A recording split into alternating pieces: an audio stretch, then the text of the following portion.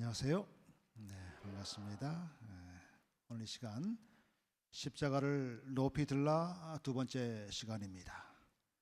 이 시간 제목은 십자가 막힘에서 열림으로라는 제목의 말씀으로 함께 말씀을 나누고자 합니다. 에베소서 2장 13절로 16절을 보면 제가 봉독합니다. 이제는 전에 멀리 있던 너희가 그리스도 예수 안에서 그리스도의 피로 가까워졌느니라. 그는 우리의 화평이신지라. 둘로 하나를 만드사 원수된 것 곧 중간에 막힌 담을 자기 육체로 허시고 법조문으로 된 계명의 율법을 폐하셨으니 이는 이 둘로 자기 안에서 한 새 사람을 지어 화평하게 하시고 또 십자가로 이 둘을 한 몸으로 하나님과 화목하게 하려 하심이라. 원수된 것을 십자가로 소멸하시고 그랬습니다. 오늘 제목처럼 이 십자가가 막힘에서 열림이 되는 이유를 알려면 먼저 예루살렘 성전의 구조를 살펴볼 필요가 있습니다. 예루살렘에는 같은 장소에 세 곳의 성전이 있었습니다. 흔히 말하기를 제1성전이라고 하는 솔로몬 성전입니다. 솔로몬 왕이 세운 이 솔로몬 성전은 BC 960년경에 건축을 시작했고 7년 6개월의 기간에 의해서 만들어졌습니다. 하지만 이 성전이 BC 586년 바벨론의 느부갓네살 왕에 의해서 파괴됩니다. 다시 이 터 위에 파괴된 솔로몬 성전의 이 터 위에다가 두 번째 성전을 세우는데 우리가 잘 아는 스룹바벨 성전입니다. 유대인들이 바벨론 포로 상태에서 귀환하면서 스룹바벨의 지휘로 파괴된 솔로몬 성전을 20년에 걸쳐서 다시 건축합니다. 이 성전을 스룹바벨 성전이라고 하는데 로마의 폼페우스에 의해서 다시 파괴됩니다. 그리고 다시 이제 그 파괴된 자리에 세 번째 성전이 세워집니다. 바로 헤롯 성전입니다. 예수님 당시 그 헤롯 성전인데 이 폐허가 된 스룹바벨 터 위에 세워진 성전입니다. 역시 이 헤롯 성전도 AD 70년 로마의 타이터스에 의해서 파괴가 됩니다. 그리고 파괴됐을 때 마지막 남은 흔적이 오늘날 통곡의 벽, 서쪽 벽이라고 그러죠. 그 서쪽 벽이 바로 이 헤롯 성전의 일부입니다. 이 헤롯 왕이 세운 예루살렘 성전의 구조를 좀 보면은 여러 가지 구역을 정해놓고 각 구역마다 출입을 통제합니다. 어떻게 구역을 나눴냐면 먼저 이방인의 뜰이 있습니다. 성전 중심 외곽이지요. 예. 이곳은 이방인들도 들어갈 수 있습니다. 그 다음으로 구역이 여인의 뜰이 있습니다. 여기까지 들어갈 수 있어요. 이방인의 뜰을 지나서 이 여인의 뜰 안까지는 들어갈 수 있는 것입니다. 그 다음에 구역이 어떤 구역이냐면 이스라엘의 뜰 해가지고 성인 남자들만 들어갑니다. 여자들 들어갈 수 없습니다. 그리고 마지막으로 네 번째 구역이 제사장의 뜰이 있습니다. 제사장들만 들어갈 수 있습니다. 이처럼 이 성전에 여러 구역으로 나누어져 가지고 각 구역마다 들어갈 수 있는 사람이 정해져 있었습니다. 그래서 각 구역마다 출입 통제가 이루어졌는데 제일 첫 번째 출입 통제는 바로 이방인의 뜰 안쪽에서 이루어졌습니다. 이 이방인의 뜰과 이 안쪽의 내부 뜰 사이에 돌담이 딱 세워져 있었어요. 돌담이 세워져 있어가지고 절대 못 들어가게 막아놨어요. 그러면서 그 돌담에 뭐라 써 있냐면 어떤 왜곡이든지 이 돌담을 넘어가면 이 안으로 들어가면 죽는다. 이게 딱 경고가 붙어 있어요. 예. 자, 바로 이 담이 방금 읽었던 중간에 막힌 담을 자기 육체로 허시고 이 담입니다. 예수님께서 허문 담이 뭐냐면 이방인과 유대인들, 그들을 가로막고 있던 이 담을 그의 육체로 허셨다고 하는 바로 이 돌담이에요. 중간에 막힌 담. 이방인들은 결코 넘어갈 수 없는 그 담을 예수님께서 헐었다고 하는 것입니다. 본교 성경 주석은 이렇게 얘기합니다. 헤롯의 성전에는 여인을 위한 뜰, 이스라엘을 위한 뜰, 제사장들을 위한 뜰로 나뉜 안뜰이 있었다. 이 뜰을 지나서 이방인의 뜰인 큰 바깥뜰이 있었다. 한 벽 중간에 막힌 담이 안뜰과 바깥뜰을 나누었고 이방인은 누구도 죽음의 형벌을 받지 않고는 이 벽을 통과하도록 허용되지 않았다. 정 가고 싶으면 죽여요. 죽어서 가라 이거예요. 살아서는 못 간다는 거예요. 그래서 하나님을 만나고 싶어도, 하나님을 좀 예배하고 싶어도 안으로 들어갈 수 없어요. 저 끄트머리 밖에서, 뜰에서 하나님께 찬양하고 하나님을 예배할 수 있었다는 거예요. 바로 이것이 그 당시 유대의 성전 제도였습니다. 이방인들이 참으로 하나님을 경배하는 신앙으로 받아들이지 못하도록 방해하는 것이 어려의 장애물이었어요. 더불어서 예루살렘 성전을 살펴보면 인간 사이를 가로막는 막힌 담과는 또 다른 막힌 담이 있었어요. 바로 성소와 지성소를 가로막는 휘장이었습니다. 사람들은 그 누구를 막론하고 심지어 대제사장마저도 지성소 안으로 들어갈 수 없었습니다. 오직 1년에 한 번. 1년에 한 번 들어갈 수 있었습니다. 이 휘장은 인간이 하나님 앞으로 나아갈 수 없게 하는 그런 막힌 담이 된 것입니다. 하나님과 직접 대면할 수 없고 대화할 수 없고 하나님과 직접 교제할 수 없었습니다. 그래서 인간은 깊은 영적 어둠 속에서 살 수밖에 없었습니다. 그래서 오늘 이 본문의 말씀, 이 에베소 2장의 말씀은 한마디로 정리하면 예수 그리스도의 사역의 핵심은 십자가이고 그 십자가 사건으로 막힌 담들이 허물어졌다는 거예요. 이걸 강조하고 있는 것입니다. 즉 예수님의 이 사역의 핵심은 예수의 죽으심이에요. 그 죽으심은 십자가입니다. 근데 그 예수님의 그 십자가의 가장 큰 역할이 뭐냐? 인간과 하나님 사이에 막힌 담을 헐었다는 거예요. 이게 가장 큰 예수님의 사역이었다는 거예요.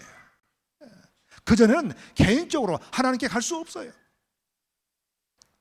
하지만 예수님께서 십자가 사건을 통해서 누구든지, 내가 아무리 죄가 많다 할지라도 누구든지 개인적으로 하나님의 이름을 부를 수 있고 하나님을 찾을 수 있고 하나님을 찬양할 수 있게 되었다는 것입니다. 마태는 이 사실을 마태복음 27장 51절에서 명확하게 증언하고 있습니다. 이에 성소 휘장이 위로부터 아래까지 찢어져 둘이 되고 예수 그리스도께서 십자가에 달리셔서 돌아가시자마자 바로 즉시 성소 휘장이 찢어졌다는 것입니다. 이제 더 이상 가리지 않는다는 것입니다. 지성소와 성소 사이 1년에 한 번, 그것도 아무도 아니고 오직 대제사장만 들어갈 수 있었던 이 휘장이, 그 성소, 지성소가 이제 완전히 갈라짐으로 해서 하나님과 인간 사이에 막힌 담이 허물어졌다는 것입니다.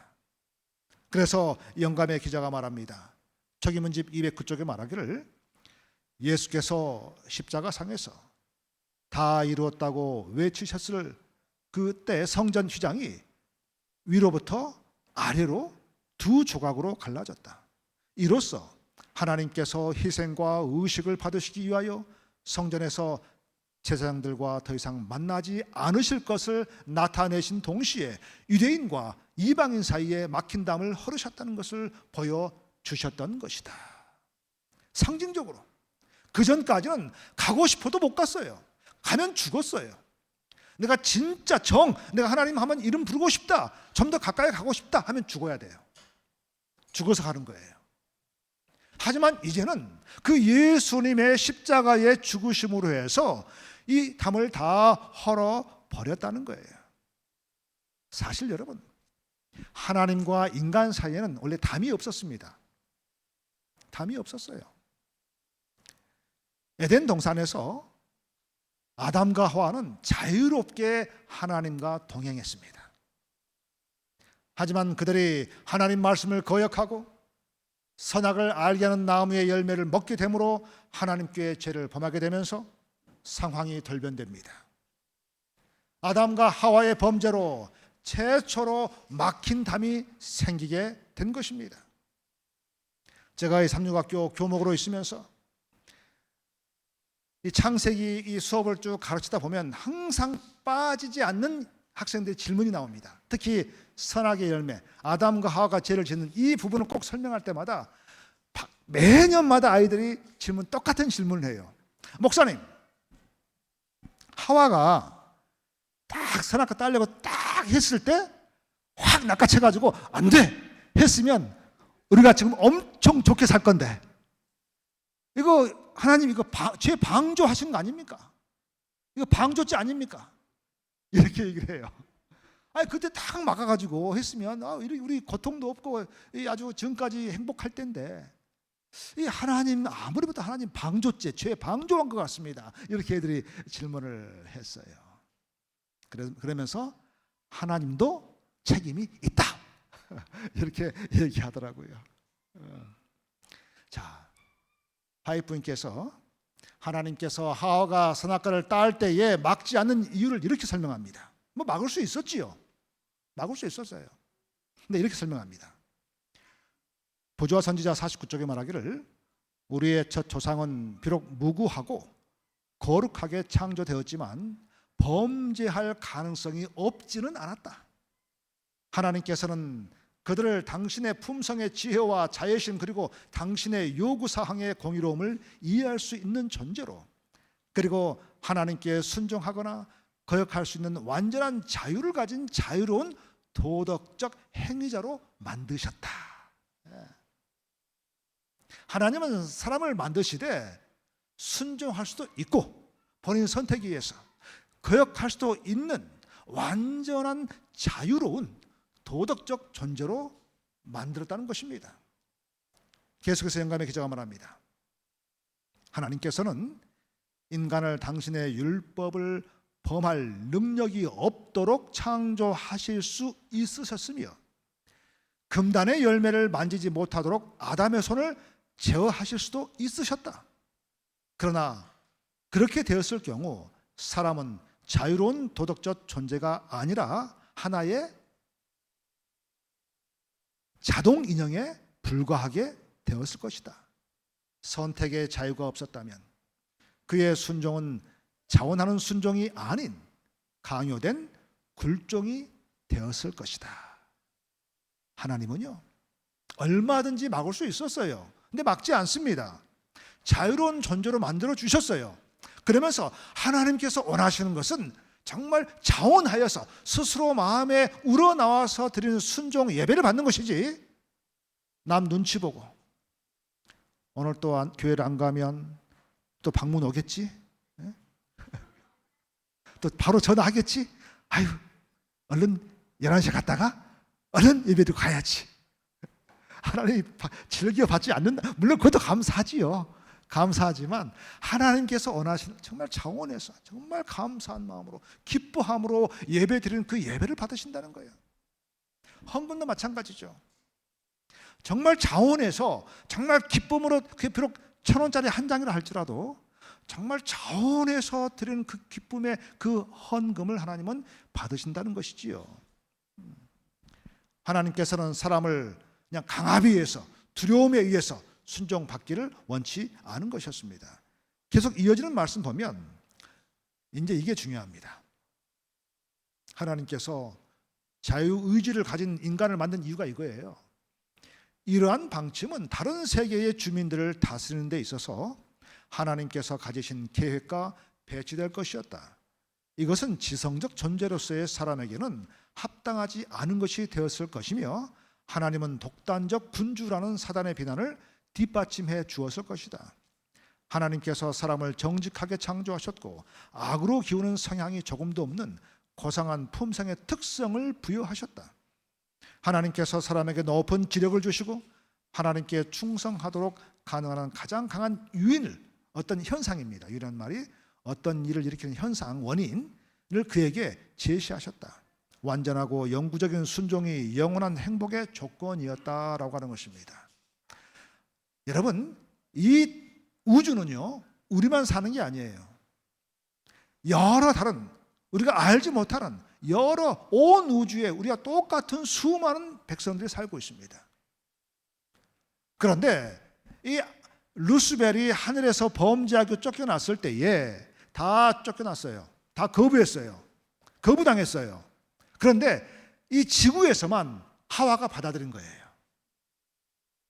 그래서 이 죄가 시작됐잖아요. 그렇기 때문에 온 우주가 다 이 지구를 보고 있다는 것이죠. 온 우주의 거민들도 이 지구 우리들도 다 똑같은 조건 하에서 우리를 보호하시고 인도하시죠. 자, 중요한 것은 하나님께서 그들을 방치하지 않았다는 거예요. 하나님 입장에서는 아담과 하와를 위해서 최선을 다했다는 거예요. 자, 계속해서 화이트님이 말씀합니다. 천사들은 사단의 계교에 대하여 경계하도록 그들에게 경고하였다. 왜냐하면 그는 그들을 함정에 빠뜨리려고 줄기차게 노력할 것이기 때문이었다. 그들이 하나님께 순종한 동안에는 악한 자가 저들을 해할 수 없었는데 이런 필요한 경우에는 하늘에 있는 모든 천사들이 그들을 돕기 위하여 파견될 것이었기 때문이었다. 그들이 사단의 최초의 암시를 단호히 물리친다면 그들은 하늘의 사자들처럼 안전할 것이었다. 그러나 그들이 한번 유혹에 넘어가면 저들의 본성도 너무도 타락하게 되어 그들 스스로 사단을 저항할 능력이나 의향도 가질 수 없게 될 것이었다라고 얘기해 주고 있습니다. 하나님이요, 계속 경고하셨어요. 내가 널 도와준다. 늘 함께해. 내 말 잘 들어야 돼. 경고합니다. 그리고 그들이 확고한 원칙 가운데 하나님 쪽에 분명히 서 있으면 혹시 사탄이 루스벨이 시험하려고 했을 때 즉시 하늘 천사를 파송한다는 거예요. 우리를 보호하기 위해서. 이미 하나님은 다 계획을 가지고 있었어요. 하나님이 원하는 게 뭐였냐? 분명한 의지였습니다. 분명한 하나님을 향한 믿음이었어요. 너희가 믿음만 가지고 있으면 어려운 가운데 빠지기 전에 내가 바로 천사들을 파견시키겠다. 도와주겠다는 것이었어요. 근데 중요한 얘기 말이 나오죠. 뭐냐면 그들이 아담과 하와가 사단의 최초의 암시를 단호히 물리친다면, 최초의 암시, 다시 말하면 한 번 유혹에 넘어가면 와장창창 무너진다는 거예요.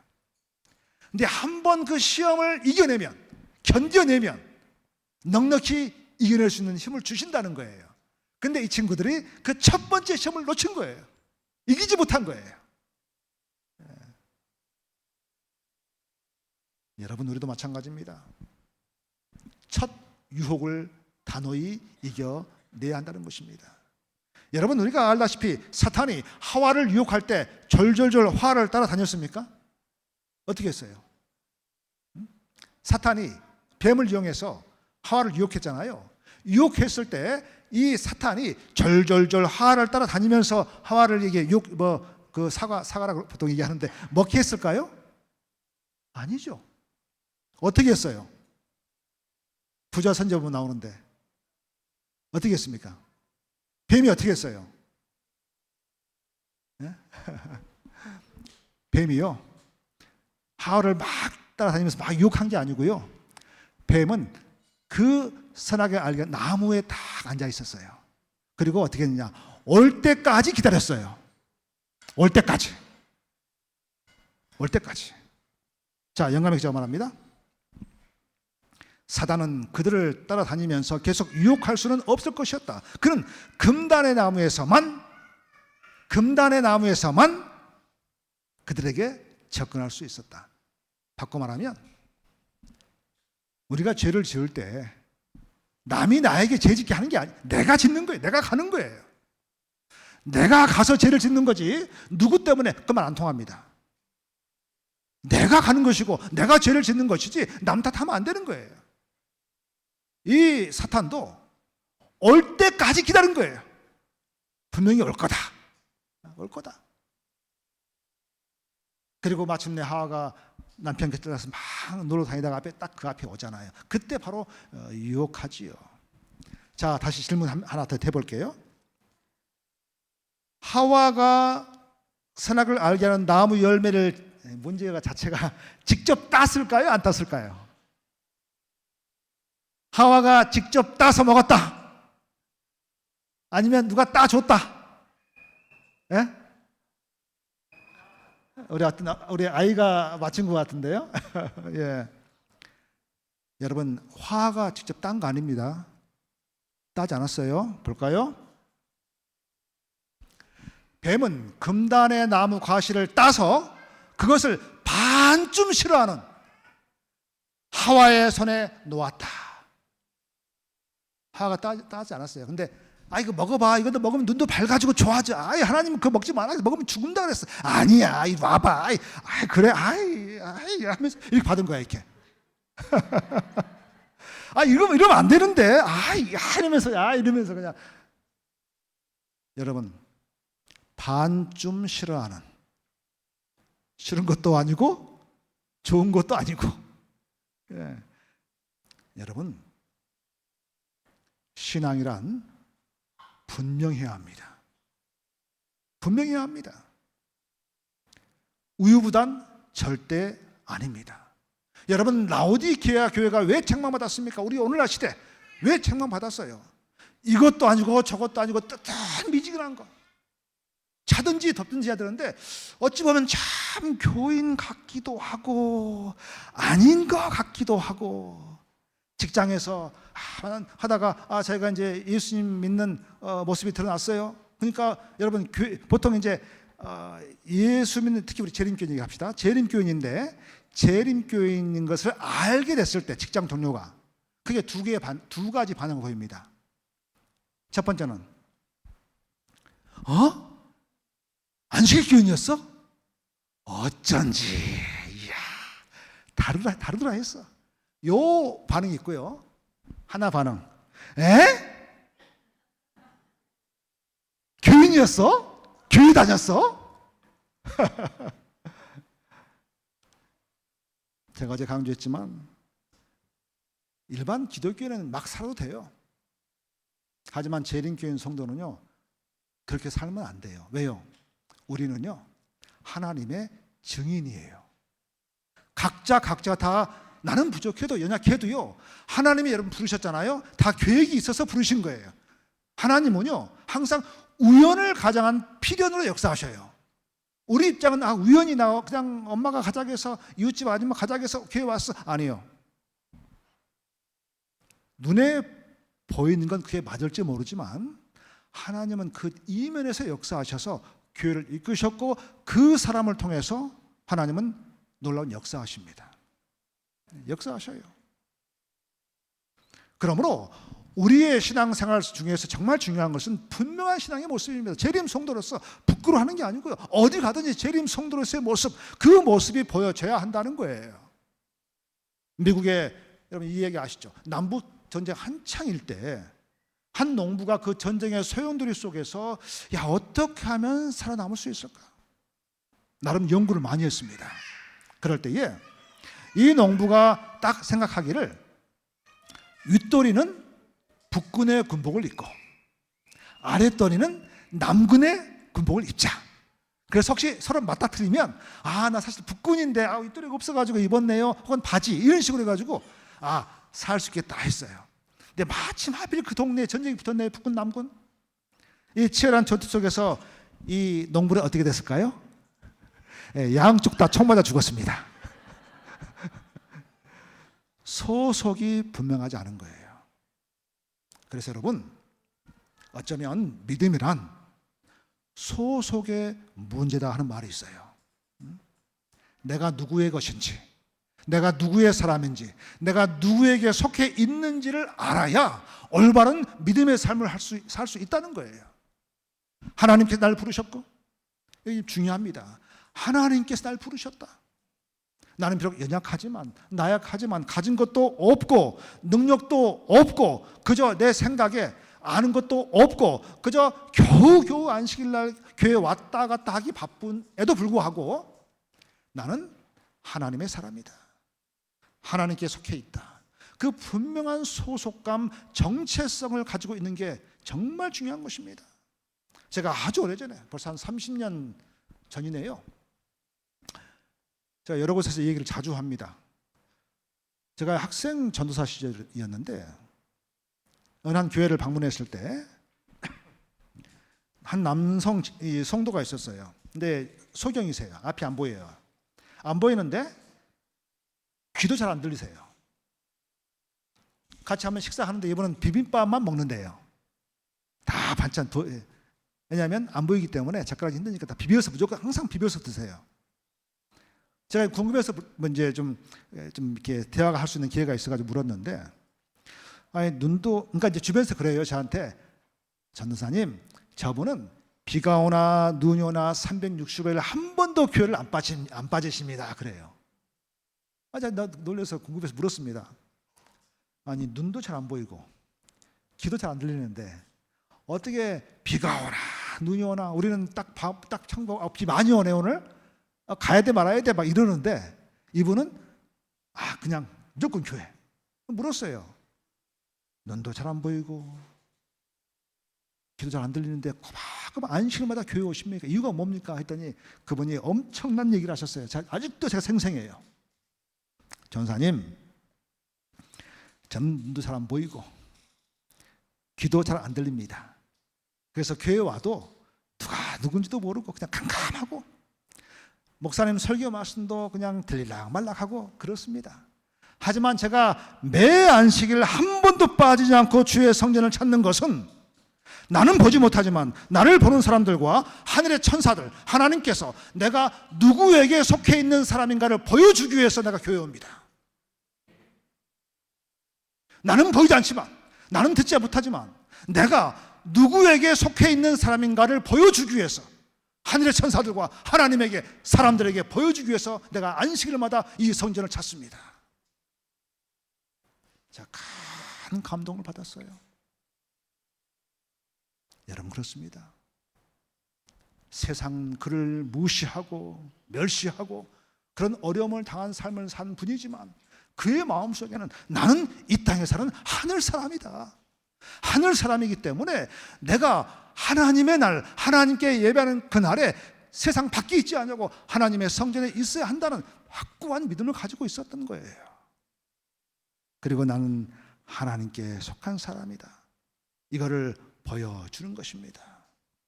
여러분 그렇습니다. 우리도요, 이 땅에 살면서 분명한 재림 성도의 정체성 가지고 당당하게 살아가야 하는 것입니다. 아담과 하와가요, 그 선악의 열매를 따먹었잖아요. 그리고 나서 그들이 큰 착각에 빠집니다. 어떤 착각이냐? 화해뿐이 말합니다. 그들은 이제 그들의 죄의 참 성격을 깨닫기 시작하였다. 아담은 자기의 곁을 떠나서 뱀에게 속임을 당하도록 자신을 허용한 그의 반려자의 어리석음을 꾸짖었다. 그러나 그들 둘 모두 그처럼 당신의 사랑에 대한 많은 증거를 그들에게 주신 하나님께서 한 번의 범죄는 용서해 주시거나 그렇지 않으면 그들이 두려워했던 바 그렇게 무서운 형벌을 당하지 않을 것이라고 생각하였다. 사단은 그의 성공으로 기뻐 날뛰었다.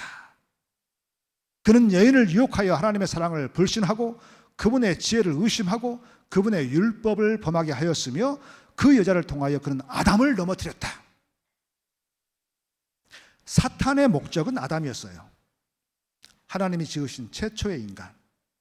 그래서 아담을 무너뜨리기 위해서 하와를 유혹했던 것입니다. 이것도 다 계획이었어요. 자, 그런데 중요한 것, 이 아담과 하와가 어떤 착각을 하느냐? 하나님 사랑이 하나님이신데 얼마나 우리에게 많은 걸 주셨어. 근데 이걸 따먹었다고 우리를 어떻게 하겠어? 용서하실 거야. 하나님 그런 분이시잖아. 이런 착각에 빠졌다는 거예요. 한 번은 봐주겠지. 여러분, 하나님은요 결코 죄에 관해서는 타협할 수 없는 분이세요. 타협할 수 없으세요.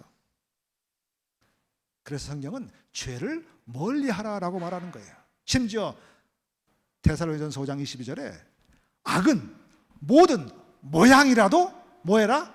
버려라. 악은 모양이라도 버리래요. 버리래요. 그 모양 갖고 있으면 진짜 죄를 범한대요.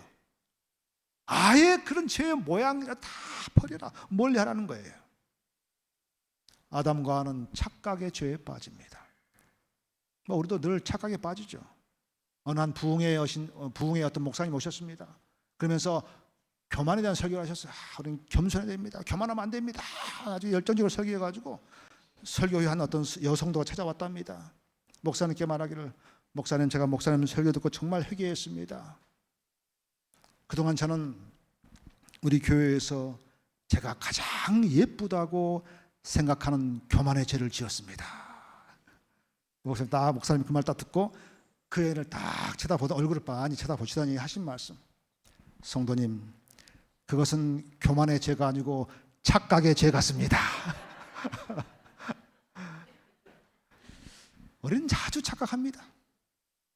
하나님의 사랑에 대해서, 하나님의 용서하심에 대해서 우리는 늘 착각할 때가 많습니다.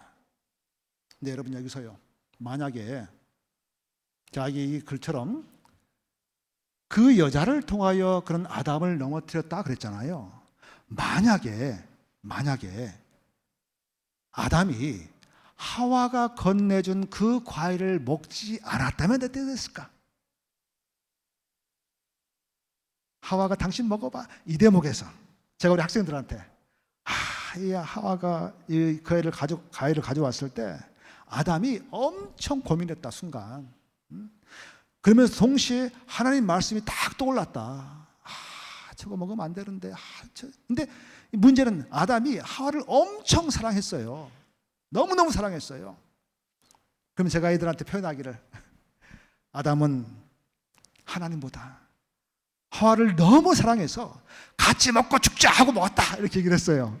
그랬더니 여학생들 반응이 뭔지 아십니까? 우와, 대박, 상남자, 저런 남자 만나야 돼. 우리 여학생들이 야, 아담 대박인데? 얘들아, 우리 저런 남자 만나야 돼. 화해분이 말씀합니다. 그는 땅의 진토에서 자기를 활력 있고 아름다운 모습으로 창조하시고 그를 사랑하사 그에게 반려자를 주신 그 같은 무한하신 능력자께서 그 여자 대신 다른 반려자를 주실 수 있다는 것을 깨닫지 못하였다. 만약 하와가 죄를 짓고 아담이 죄를 짓지 않았다면 문제 없습니다. 왜냐하면 하나님이 지은 첫사람이 아담이었기 때문에. 아담이 범죄하지 않으면 그 위에 모든 문제가 없어지는 거예요. 문제 없어요. 근데 아담이 범죄했기 때문에 문제가 발생한 것입니다. 첫사람이 범죄했기 때문에. 아담이 그 하와가 준 과일을 먹지 않았다면 결코 그 죄가 인류에게 전해지지 않았을 거란 얘기입니다. 왜냐하면 첫사람 아담이 범죄하지 않았기 때문에. 하지만 하나님의 그 무한하신 그 능력을 아담 자신은 그냥 자기 생각이 하나님을 가둬버린 것입니다. 아담과 하와는 그 죄 때문에 하나님 앞에 나설 수 없게 됩니다. 그때부터 동산 나무 뒤에 숨잖아요. 이때부터 하나님과 똑같은 하나님이었는데 평상시 아담아, 저 여기 있어요 했던 사람들이 죄를 범한 뒤에 예수님, 하나님 딱 나타나니까 숨어요. 이때부터 막힌 담이 생긴 겁니다. 하나님과 인간 간에 최초의 막힌 담이 아담과 하와부터 시작되는 거예요. 그리고 수천 년이 흐른 뒤에 예수님께서 그 고난을 당하시고 십자가에 죽으시면서 우리의 모든 죄값을 다 치르십니다. 하나님께서 다 죄를 해결하셔요. 그래서 이제 그 막힌 담, 그 죄 때문에 시작된 담이 예수님의 죽으심으로 그 죄를 해결하니까 그 막힌 담이 허물어진 것입니다. 그렇습니다, 여러분. 하나님과 우리 사이를 가로막는 막힌 담은 바로 죄였습니다. 우리 죄였어요. 그래서 예수님께서 땅에 오셔서 그 모든 죄를 다 사하시고 누구든지 그 그리스도의 은혜를 깨닫고 그분께 모든 걸 맡긴 사람은 구원이 임하게 역사하셨다는 것입니다. 자, 문제는 우리는 죄 용서받고 이 자리에 앉아 있습니다. 구원받은 사람들입니다. 하지만 죄 사함을 받고 구원을 받았지만 여전히 또 우리는 시험 가운데 있는 것입니다. 원치 않는 죄를 짓게 돼 있어요. 왜냐하면 우리 사는 이 땅 자체가 죄악의 흙탕물 속이거든요. 아무리 이게 안 튀기려 해도 튀겨요. 자, 그럴 때 그 죄의 흙탕물이 튀기면 여러분, 우리 옷에 김치국물 묻으면 어떻게 해야 돼요? 즉시 빨아야 돼요. 뭐 흙탕물 묻으면 즉시 빨아야지 깨끗해집니다. 마찬가지로 이 죄의 세상 가운데 살면서 막힌 담이 생기지 않게 하기 위해서 하는 이 방법이 뭐냐?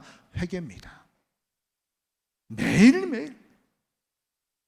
매일매일 회개하는 거예요. 그래서 또 십자가 앞으로 나아가는 것입니다. 또 회개해서 죄사함 받는 것입니다. 더 하나님께 가까이 가고 하나님의 은혜를 더 누리고 회개하는 삶. 제가 필리핀에서 3년간 목회를 했었습니다. 필리핀 마닐라 위쪽에 앙헬레스라는 도시가 있는데 그 옆에 산 페르난도 시티라고 있어요. 거의 매년 부활절 성금요일 되면요 축제를 벌여요. 근데 어떤 축제냐? 말엘도라고 하는 이 어떤 그 행사인데 예수님의 순환과 죽으심을 의미하는 십자가형을 재현해요. 진짜 실제로 손과 발에 대못을 박아요. 실제로 이 대못을 박는 이 손과 발에 이 사진이 그겁니다. 대못을 박는 이런 극단적인 행사에 누가 참여할까 싶은데 매년 참여자가 10명이 대기하고 있답니다. 서로 하려고. 이 행사에서 손과 발에 못 한번 박히면 구원은 따놓은 당상이래요. 어떤 삶을 살아도 구원, 오케이. 여기 한번 달리면 못 한번 박히고 얼른 빼서 얼른 또 앰뷸런스 타고 병원 가거든요. 예. 딱 대기하고 있어요. 병원 버스가 대기하고 있다가 피 쫙 나고 하면 얼른 또 싸가지고 병원 가고 꿰매고 이러거든요. 근데 여기에 한번 딱 달리면 구원은 오케이. 예. 이게 그러니까 대기자들이 막 줄 서 있어요. 매년마다. 더 기가 막힌 거. 부활절 몇 달 전부터 막다라메라고 하는 이 참여자, 회개자를 선발합니다. 이 참여자들이 도리깨 끝에 도리깨 보이죠? 거기 이제 쇠로 만들어요. 쇠로 만들고 끝에는 어떤 경우는 막 그 쇠 조각도 막 박아놔요. 이거를 길을 가면서 막 자기 몸을 때려요. 저거 다 피입니다. 피해요. 막 때려. 막 하면서 막. 예. 그러니까 어떤 분들은 부끄러우니까 얼굴 가려. 예. 하면서 막 때리면서 그 마을을 돈을 지나갑니다. 예. 참회하는. 예. 근데 이렇게 하면 역시 구원은 따로 뭐다? 당상이에요. 거기다 하나 더 해요. 이게 더 아프거든요. 힘들거든요. 이 목회 반 다음에는 얼른 꿰매면 되거든요. 근데 이거는 엄청 오래 가요. 살 등 가지고 다 벗겨버리기 때문에. 그러니까 요거에 참여하면 구원과 더불어서 부자 된대요. 부자 된대요. 매년 이렇게 줄 서 있어요. 여러분, 과연 이것이 구원의 길일까요? 아니죠. 회개라고 하는 것은 진정한, 자, 영감해저가 말씀합니다. 참된 해결한 죄에 대하여 슬퍼하는 것, 그 이상을 의미한다. 그것은 악으로부터 결정적으로 돌아서는 것이다. 내가 회개할 때는요, 입술로 주여 내가 이런 죄를 지었습니다, 용서해 주십시오, 말로 끝나는 게 아니고 행동으로 보여줘야 한다는, 그게 진짜 해결하는 거예요. 개혁이 따르지 않으면 참된 회개가 아니다. 죄인이 세약한 것을 이행하고 도둑질한 것을 돌려주고 죄를 고백하고 하나님과 동료 인간을 사랑하게 되면 그는 하나님과 화친한 증거를 보인 셈이다 그랬습니다. 참된 회개의 가장 유력한 증거 가운데 하나는 하나님과 사람에 대한 사랑이다. 여러분, 하나님과 나 사이에 그 막힌 담을 허물어내는 것이 회개라고 그랬습니다. 회개함으로, 왜냐하면 죄가 가로막기 때문에 우리가 회개할 때마다 죄 사함 받잖아요. 그 막힌 담을 허문다는 것이죠. 그런데 그 내가 회개하는 증거가 뭐냐, 회개했다는 증거가 뭐냐, 행동으로 보여줘야 돼요. 특히 내 주변 사람에 대해서, 내 주변 사람, 내 남편, 내 아내, 내 가족들, 내 이웃들, 주변 사람들에게 내가 어떻게 행하냐, 어떤 모습 보이냐, 그것이 회개했다 안 했다의 증거가 된다는 거예요. 친절하게 대하고,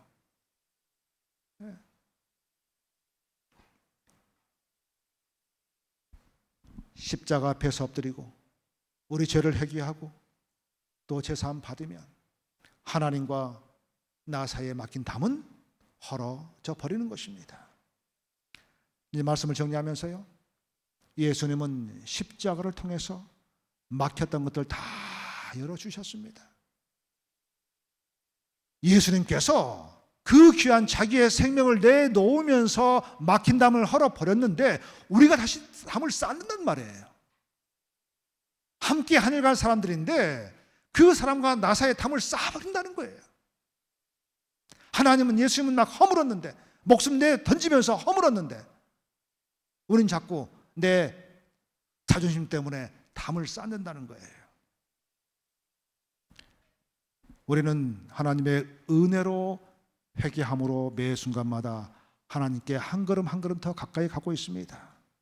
그러므로 우리가 예수님을 기다리되 늘 예수님을 바라보면서 준비해야 합니다. 근데 어떻게 준비하느냐? 회개하는 삶입니다. 여러분, 늘 진지하게 회개해 보세요. 회개하면요, 내 이웃이 달리 보여요. 원수 같던 내 남편이 다르게 보인단 말이에요. 내 아내가, 내 주변 사람이 달리 보여요. 회개해 보세요. 정말 눈물로 회개해 보세요. 하나님, 저에게 사랑을 허락해 주시옵소서. 하나님이 나를 사랑한 것처럼 저도 그런 사랑의 마음을 허락해 주시옵소서. 그런 기도하는 순간 그 원수 같던 남편이 예뻐 보인다니까요. 여러분, 말로써 우리가 회개하지만 하나님은 뭘 찾느냐? 너가 진짜 회개했냐? 내 삶의 행동으로 증거를 찾는다는 거예요. 모쪼록 우리 예수님의 십자가는요, 막힌 담을 허무는 놀라운 역할을 했습니다. 우리 역시 땅에 살면서 늘 죄를 짓게 돼 있습니다. 하지만 그때마다 회개하는 것입니다. 회개함으로 담을 헐어내는 것이지요. 모쪼록 우리 소중한 모든 성도님들, 예수 그리스도의 십자가를 높이 들면서 모두가 그 십자가를 바라볼 수 있도록 내 말에서 행동에서 십자가를 들을 만큼의 행동을 보임으로 해서 많은 사람이 이 십자가를 통해서 예수 그리스도께 돌아올 수 있도록 그러한 십자가를 높이 드는 주의 종 되게 바라면서 말씀 마치겠습니다. 하나님, 우리 아버지시여, 죽을 수밖에 없는 죄인인 우리를 불러주시고 하나님의 귀한 자녀 삼아주시니 감사합니다. 우리 예수님의 십자가는 죄인된 우리로 하여금 하나님께 가까이 나아갈 수 있도록 막힌 담을 헐어버리는 놀라운 역사를 하였습니다.